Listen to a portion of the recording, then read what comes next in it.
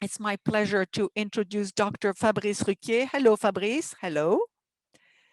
Dr. Fabrice Requier, you're a international renowned researcher on bees. You work at the Evolution, Genome, Behaviour and Ecology Institute and at the Paris-Saclay University.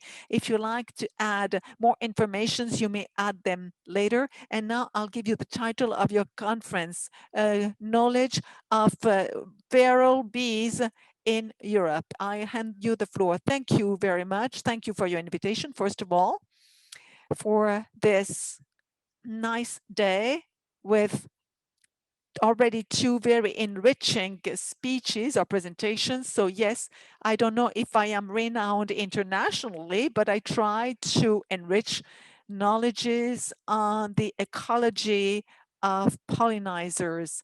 And the second theme of research, I'm also interested in pollinization in agriculture.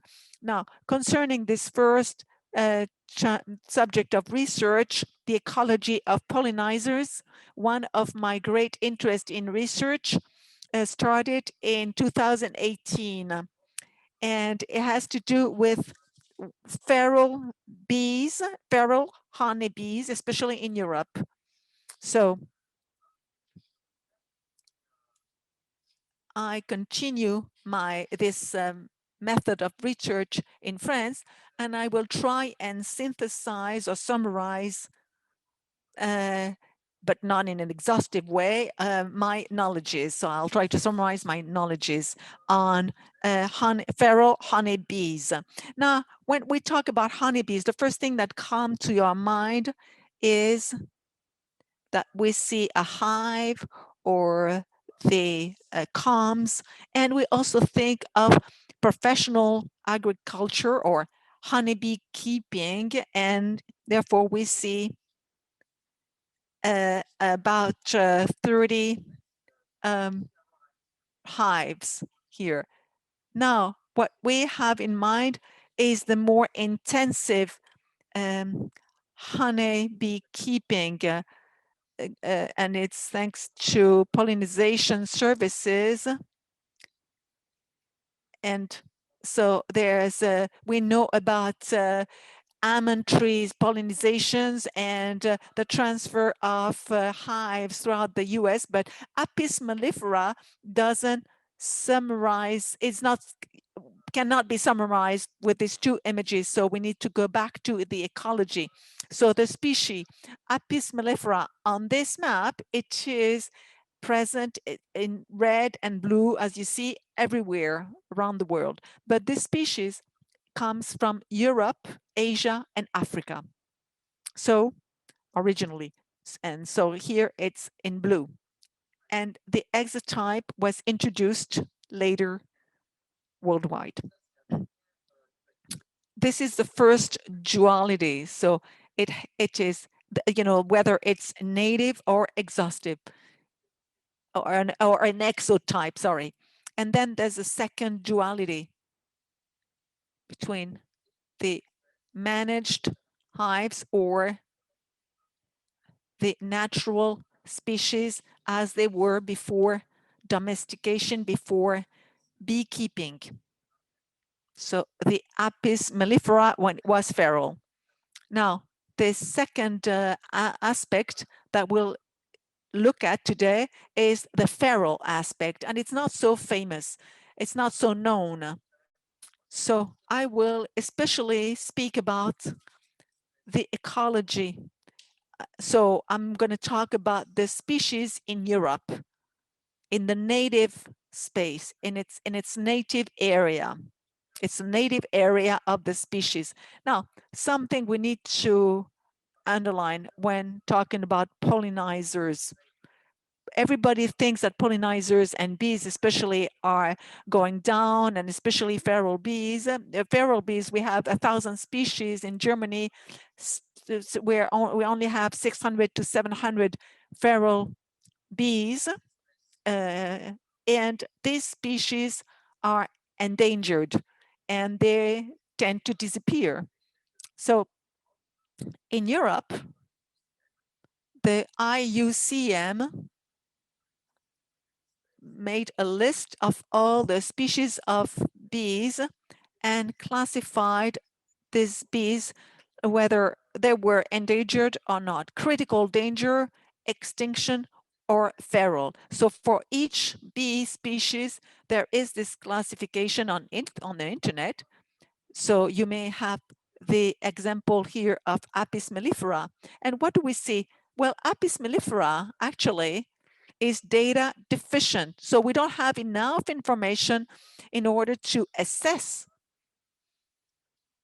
the degree of extinction of the species. Now, when one reads the document which explains why there isn't any classification, well, we see that it's due to the fact that current knowledges on Apis mellifera is really aimed at beekeeping, and there isn't any study of feral bees. So do we still have feral bee colonies?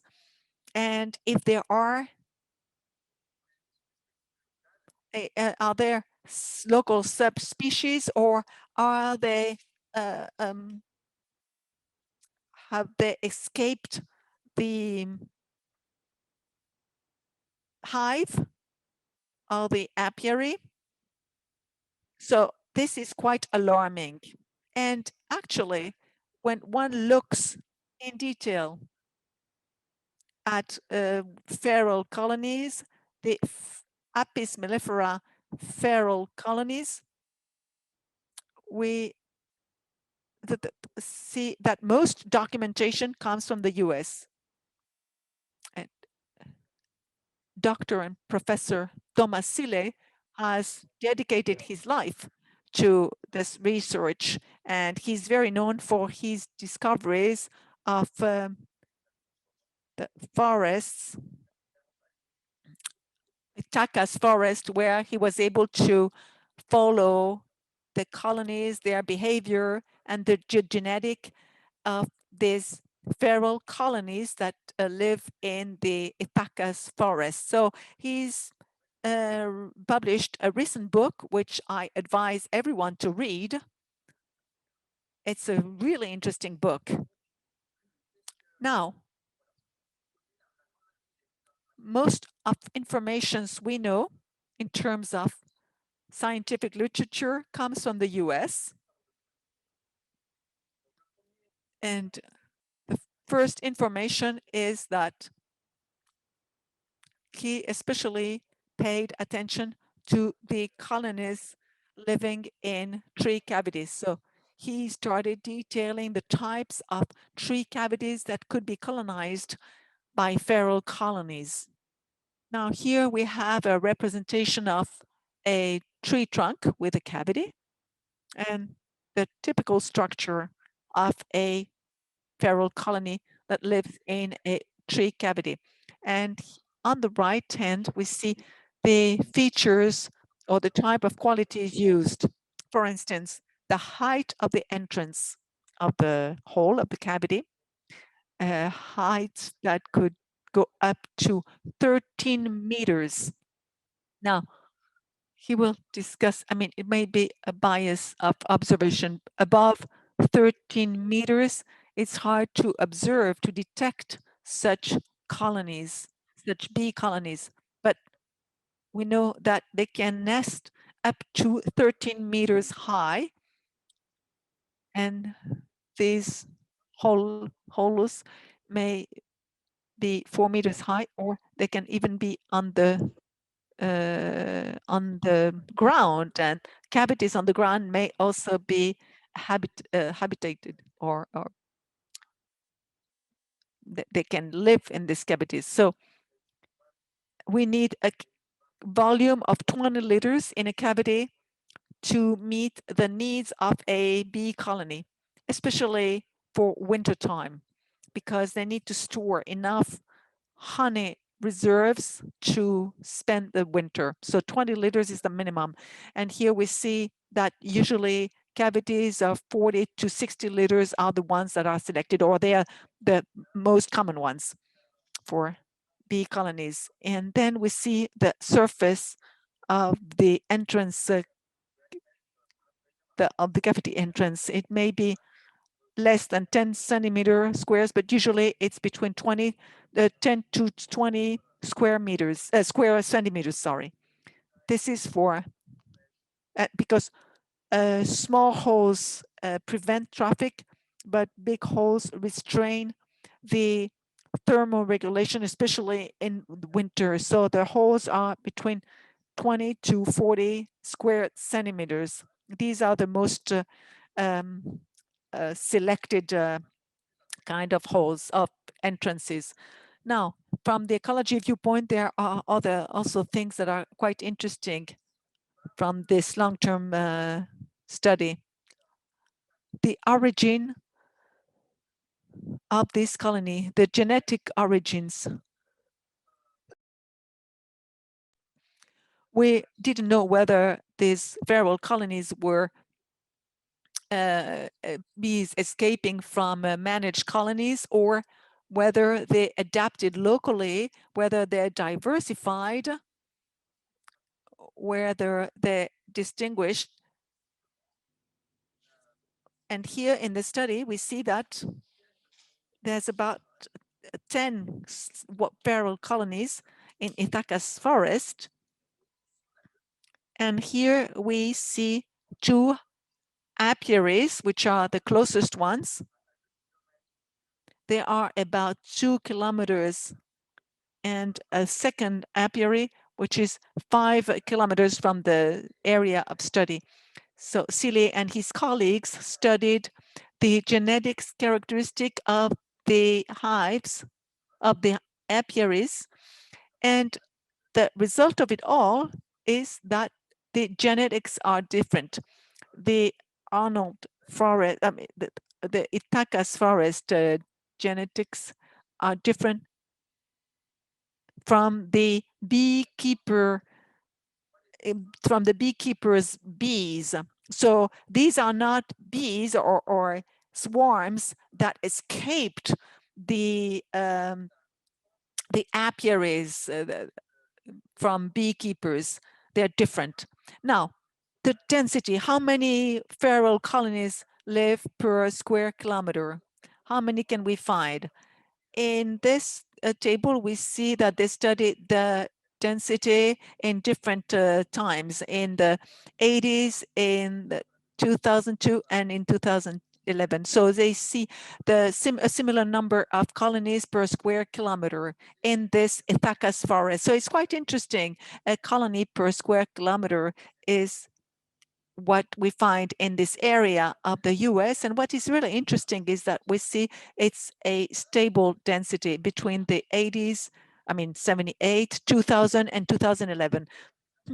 And the evolution is quite drastic concerning the conditions for the condition for beekeepers, because varroa, a parasite, appeared, and it is suspected to have had a great impact on feral colonies. So around 1978, we had 1 colony per square kilometer.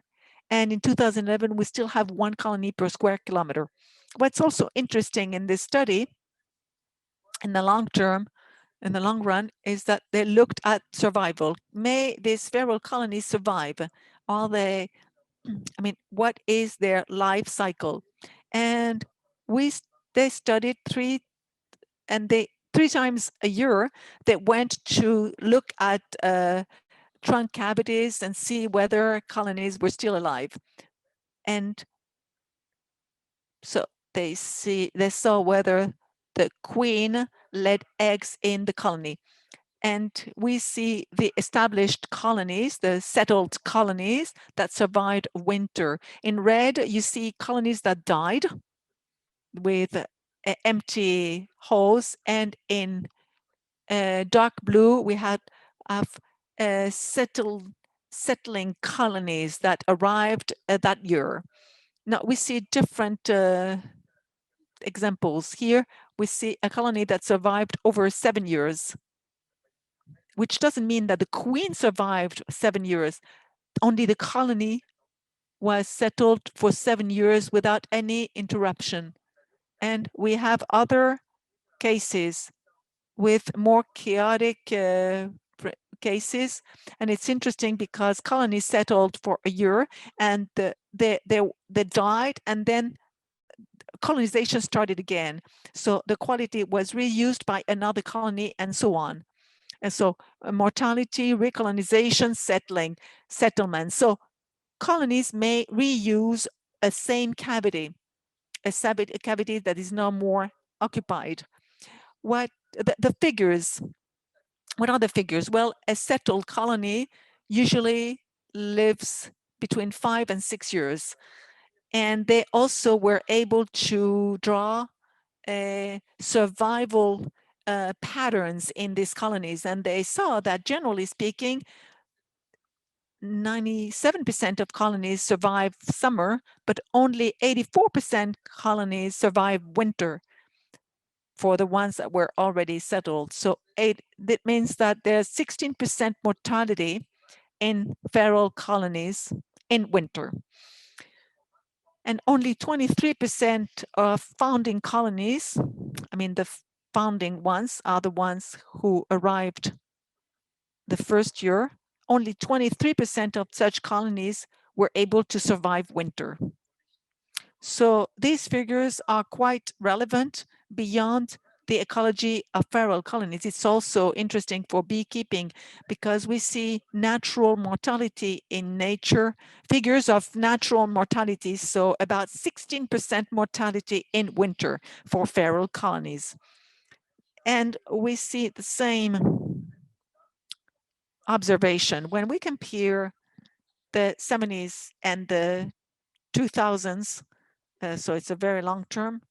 In the 70s, the survival rate, I mean, the 40 years difference did not see any evolution in survival patterns. So the statistics are the same in 70s and in the 70s and in the 2010s. It's interesting, especially when we know that in 2010, the Varroa destructive parasite appeared, whereas in the 70s, there was no Varroa parasite. So the survival pattern is identical before the arrival of Varroa and today after adapting to such parasite. So the research recommendations, Tom Seeley recommended researching the way non-treated colony adapted to the Varroa destructive parasite. And in his book, he mentioned a natural selection that took place in the Arnold Forest during 40 years. So a natural selection took place, and these were colonies that lived in small cavities with lesser volumes, and they survived. And why? Well, for two reasons, essentially one. The small cavities favor swarming, so the division of colony in summer. And there's when they swarm, they stop laying eggs, and the Varroa parasite to reproduce and grow uses larvae as the support for its growth. So if there's no more larvae laid in the colony, then the parasite may no grow anymore. So these colonies living in small spaces, in small cavities, had a higher rate of swarming, and this helped them survive, and they didn't have as high rates of mortality. Now, what about Europe? Because these were very interesting studies led by Thomas Seeley. Now, what about Europe? In native areas, let's look at the knowledge we have now. So I'll start from left to right. So from the west to the east.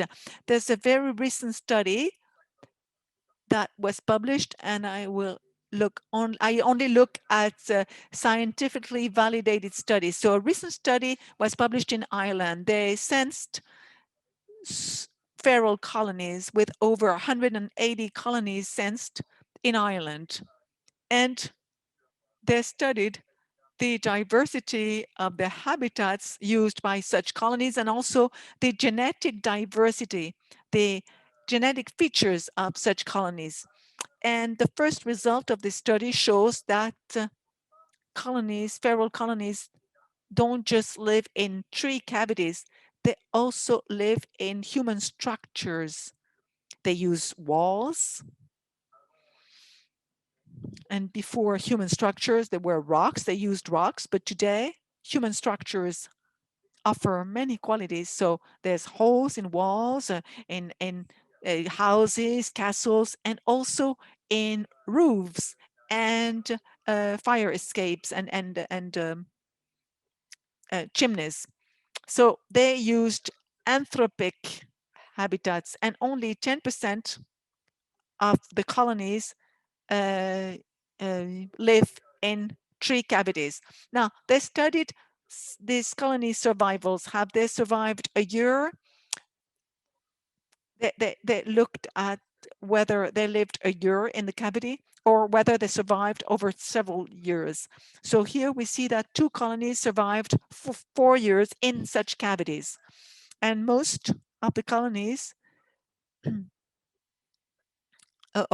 cavity was occupied between 2 and 2.5 years, or even 3 years. So all patterns are possible. Now, what I'm especially interested in is this result concerning genetic features. Now, feral colonies, I'd like to know whether feral colonies have original genetic features. So the subspecies Apis mellifera, whether they are original or whether they have suffered human management. And you see in the red circle that feral colonies are exclusively from the subspecies Apis mellifera, which is quite interesting. We'll mention it later on. We'll get back to it later on. Because usually when we talk about managed colonies in Ireland, there's a rate of hybrid colonies, of hybridation. So the Carnica are used in Ireland, and there's more hybridation with Apis mellifera or Apis carnica. But in Ireland, it seems like genetic structure is of Apis mellifera concerning feral bees. Now, a second study, which hasn't been published yet, but which is starting to take shape. I'm talking about Vincent Alibi's works in France. He did a similar research as the one in Ireland. The colonies were sensed nationally, especially in the Poitou-Charentes region, as Vincent will introduce this afternoon. And there are feral colonies in France. About 250 colonies live in France, feral colonies. And actually, such cavities in France come from tree cavities, or they'll either live in human cavities, and 30% of them, or almost 70% of them, live in 30% live in trees, and 70% live in human structures. And the trees, usually 40% of the trees are oak. So these are this is work in progress. Now, concerning our knowledge on Europe, this is an exceptional study led in Poland by colleagues, and they made a great inventory over 50 kilometers. So the study area is over 200 square kilometers, which is quite a lot, and they explored the qualities of trees. In each area, they studied the quality of the trees, and when there's a white spot, they haven't seen any colony, and the black spots are where they observed colonies.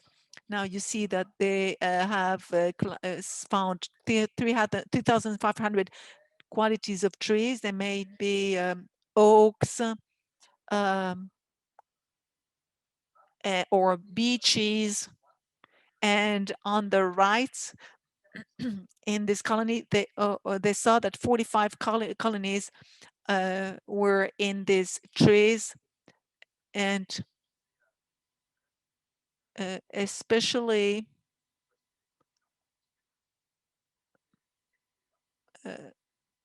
that were some trees that offer good quality for bees, and they deduced the density of sparrow colonies that they may have in Poland. So they estimated 0.5 colonies per square kilometers of forest. So if we remember Thomas Sille's work, it's 10 times less than what he observed in the US forests. No, sorry, it's 0.1, not 0.5, 0.1 colony per square kilometer. Now, when we look at Patrick Cohen and Benjamin Ruschmann's work in Germany, we see the reservation of the Swabian Alb biosphere. They used techniques, used hunting techniques that Thomas Sille had implemented in the US to try and find in German forests whether they could detect or sense feral colonies. And they found several feral colonies in their forest.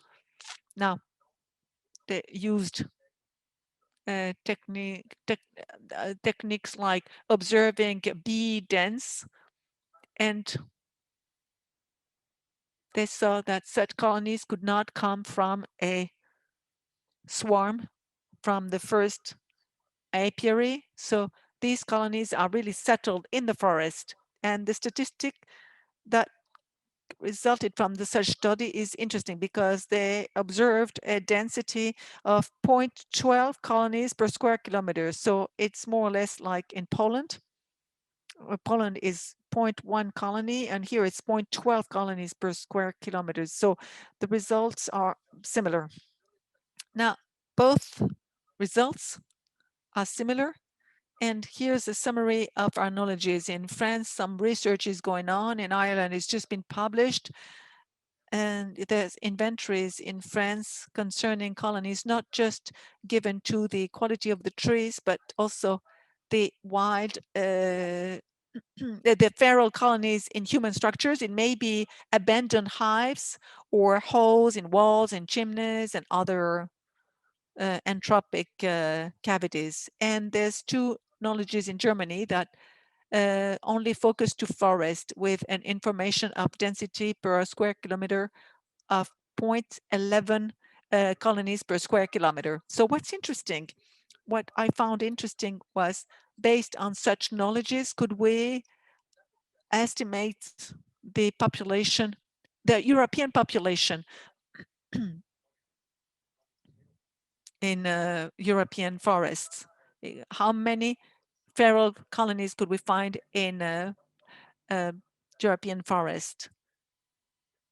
So we weren't able to know the health condition of such feral colonies, or is it extinct? Are we talking about 100,000 colonies? And we wanted to know whether the feral population was representative. So the idea is to estimate the number of colonies at European scale. So we did a meta-analysis with a synthesis of the qualities of trees in the European forest. We found 106 studies or study sites with inventories of tree qualities in European forest. And they were scattered or distributed or broken down into 14 countries, and they sensed not managed forests and non-managed forests. They sensed the quality of leaf forests, coniferous forests, or mixed. Now, in this analysis, we see that each point represents one study site, and we see a good breakdown with France, Belgium, Germany, and also Scandinavian countries, and in the east of Europe. Now, based on such results, we were able to draw more specific statistics to predict beyond our inventory what could be the density of quality of trees present all over European forests. Now, in color, you see three colors. We predict that there would be less than 6.5 qualities per hectare. The light blue would be between 6.5 and 25.5 quality per hectare, and the dark blue is the hotspot of quality diversity because it would be over 25.5 qualities. All predictions are based on statistics because you see estimates in quality, and you see that non-mixed, non-managed forests or leaf non-managed forests are the ones that show more qualities, over 60 qualities per hectare.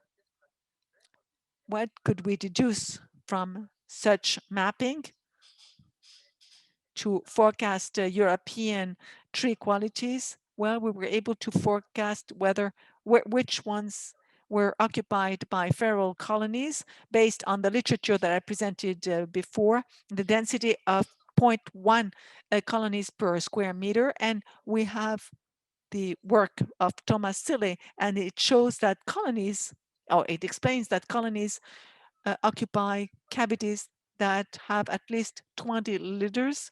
So we exclude all small cavities or small qualities of trees. And we know that about 0.4% of greater qualities, so over 20 liters, would be occupied by feral colonies.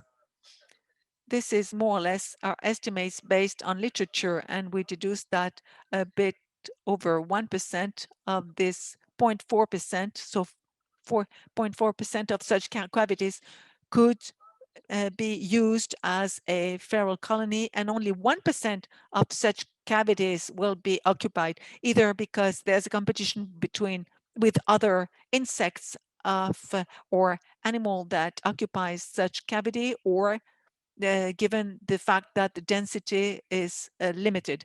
Now, based on such statistics, we were able to say that at European scale, in European forests, there would be about 80,000 feral colonies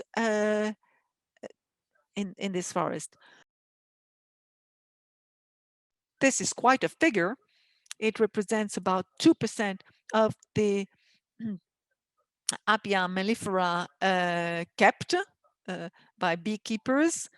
Here on the right hand, you have in the black dots the amount of managed colonies per country. In Spain, we're above 1 million, and we estimate that in Spain there would be around 10,000 colonies, 8,000 feral colonies in Spain.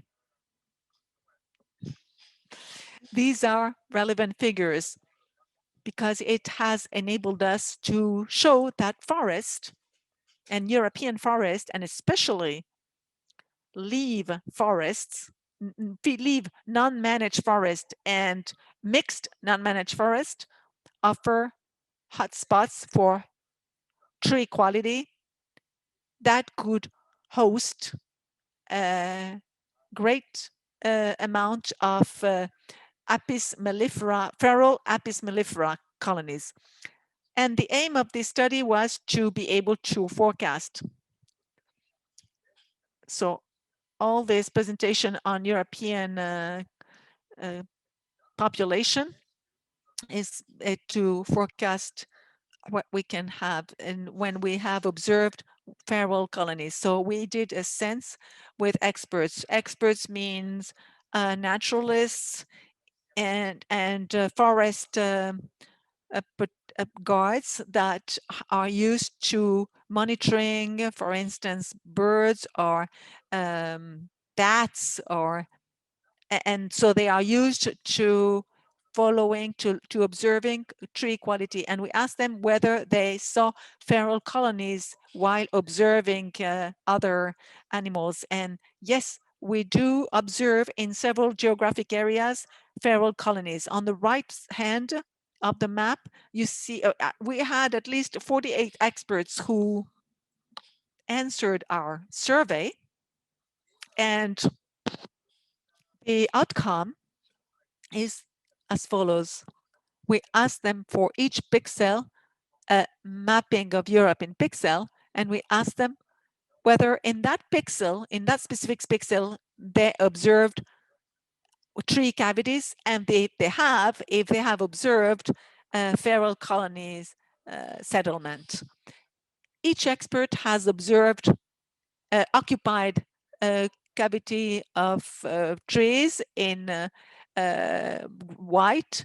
In black, no expert observed whatsoever concerning cavities, and in gray, parts of the experts observed cavities. So when we look at the map, we see that we observe tree cavities in all European countries without any exception, and about 50% observations carried out by experts show the presence of feral colonies in tree cavities. So tree cavities are indeed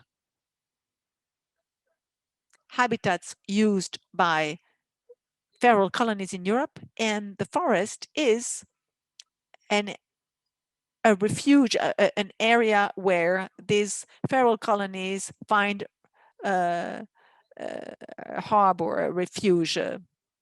And we looked what we could do with future inventories, because it's the mission of many researchers. We try to make an inventory of different areas in Europe to see whether we can follow, monitor such feral colonies. And here we show a mapping of what could be the areas that we should study most, where we will have more opportunities to observe feral colonies because there are more tree cavities available. And in France, there's we have more quality of trees. In France, we have the Orléans forest, which is a great forest, and in the east of Europe, these are non-managed forests. We could call them primary forests, and they have very big trees that, and it could be interesting to explore them to see whether in this forests we should see whether they survive without the presence of man. And it's interesting to see whether there's they can live together with man activity. So this is what we found in the 3 years of research, but what we found was that we don't have enough information published to set up a red flag that would say that Apis mellifera is endangered. No, so we don't have enough data. So we need to launch more initiatives and more studies. And we need more scientific publishings so that we can have scientific peers to really describe the health condition of Apia melliferas. And this is what we thought caused the extinction of feral colonies. And we find 4 factors that had a great impact on feral colonies. The intensification of agriculture for like any other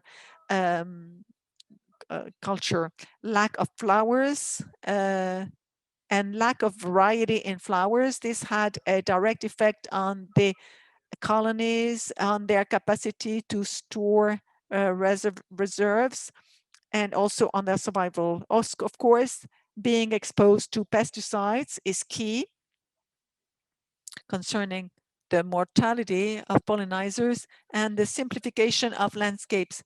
This is especially true for feral colonies if they lose their habitats. If we cut bushes, if we cut forests to simplify landscapes, then it has a direct effect on the habitat of the bee colonies. That's for the first part. Now, the second part concerning feral honeybees, there's forest intensification, as it was said before. The microhabitats available have decreased in the last years.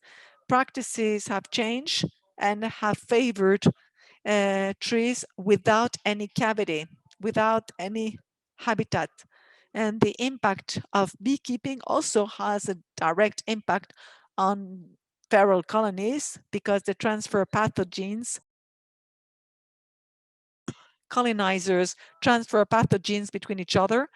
And with beekeeping, and it's the international network of beekeeping has favored transfer of pathogens like Varroa destructor, even though it's not the only one. And these pathogens, once introduced in a new landscape via beekeeping, are transferred to feral populations. And there's also hybridation of human origin. This is especially interesting to me because the bees lose their adaptability. We're talking about natural selection. And now climate change, this is a question mark. We still have no study showing the indirect effect of climate change on feral honeybees. It could be looked at in the long term, in the last 1,000 years, because the change of climate may have affected feral honeybees. We don't know. Have current changes a role? Probably, but we don't know. And I said that I would end my presentation with this hybridization. And with a colleague of my laboratory, I worked because he specialized in the genetic features of the honeybees and of the apiaries. So here's an inventory of apiaries and the genetic mapping. And we see 3 colors. In red, the Apis mellifera M with this M line. We're talking about Apis mellifera mellifera, the black bee. And it's native from France and the UK, south of Scandinavia, and Germany and Poland, and it stops around the Alps. So here, it was before the introduction of the hybridization by men. There were 100% of Apis mellifera mellifera, the black bee.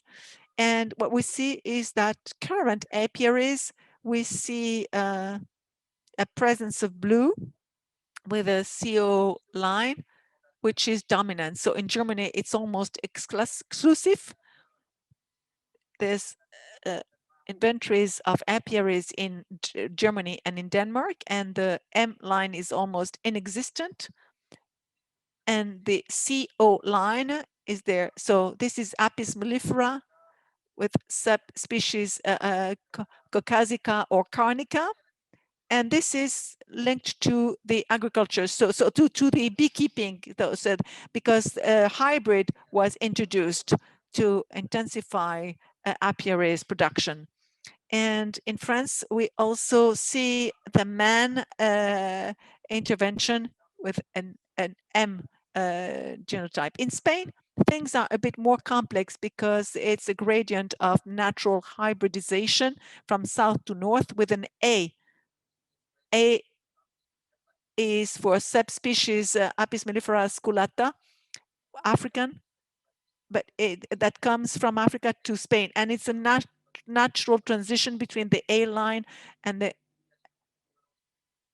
M line. So we don't know if it comes from man or just if it's just due to a natural hybridization due to the overlapping of the M and the A line. We should compare in Europe is the M line and the A exclusive line in Africa. In Africa, we see that the result is quite different. There are 100% of Apis mellifera scutilaca, not just scutilaca. It's just one species of this A line in most of the inventories carried out, except for here in Maghreb, in North Africa, where a small part of hybridization introduced M, but nothing to do with Europe, with hybridization rates that by human action much higher. What's the risk for feral populations if there are what's the risk of hybridization for feral populations? Well, they may lose some features and they may not be as adaptable to survive in European contexts. And I would like to end with this image. And I'd like to thank you for your attention. And I hope that this presentation has pleased you. Thank you. Thank you, Fabrice, for such nice presentation, rich and full, because of this panorama you show of this lookouts, and it's very active. I like it. I see many questions arising, many comments that will be sent to all the speakers. So in any case, great, thank you, like Thierry Boucher says. So thank you for this first morning. Yes, I didn't have time to answer questions at the same time. It's quite a challenge. It's an ambitious challenge. No, yes, I thought so too, says André Dunant. Yeah, it was hard to answer, says Fabrice Requier. Yeah, we'll do it like this. We'll answer later on. The conference was quite dense and you didn't have time to do both at the same time. So thank you, Fabrice. Now have a good lunch and be back here at 1.